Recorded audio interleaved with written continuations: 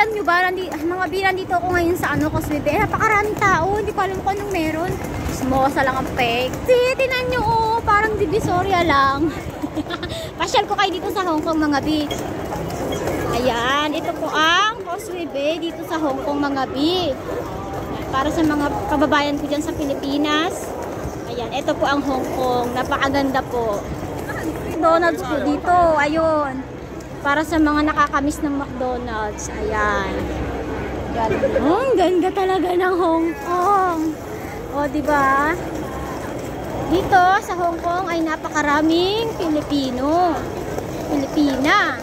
Kaya kapag first timer ka dito, hindi ka maliligaw, mga be, kasi pwede ka magtanong sa mga kapwa Pilipina. Tapos, yung lang, aralin lang natin magbasa. Kasi nung bago-bago ako dito, ilang beses din ako naligaw, be.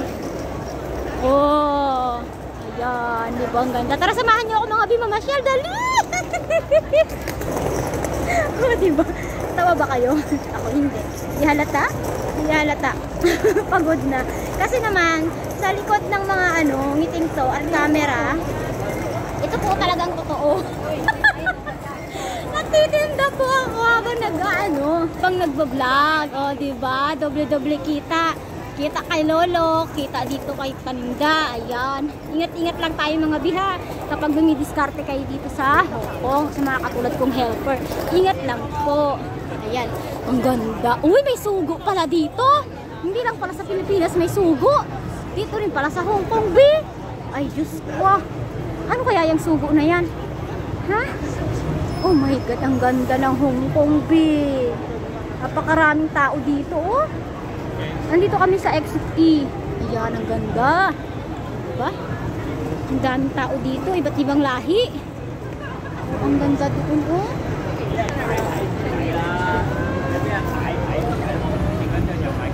Mga bi, sana hindi kayo magsawang manood ng mga walang kwentang vlog ko, ha. At saka kung nagustuhan nyo, eh huwag kayong mag-alala, libre pa o mag-follow, mag-like, mag-comment. Kahit ano yan, okay lang. Aray, hinihingal ako, grabe, pagod ko, oy.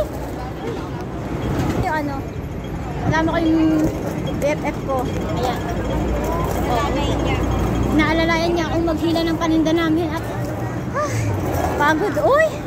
Kailangan namin mapaubos to, bago maggabi. Diba? Ayan. Kala mo turista lang na.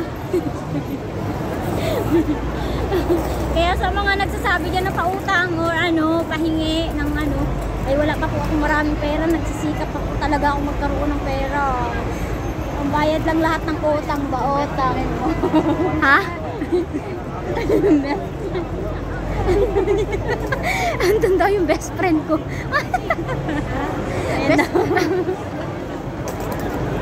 Ingat-ingat. Ayan, nandito si Best ng mga konyang linggo. Ayan, nakaputi.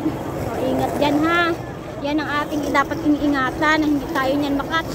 Pag nakatch tayo niyan, ay yari ka. Ay, ang ganda ng Hong Kong. O, di para na kayo nakapasyal, libre pa. Panoorin nyo lang tong vlog ko, ay para na kayo nandito. Ang daming tao. Ayan, o. Kami na yung mukhang pulubid.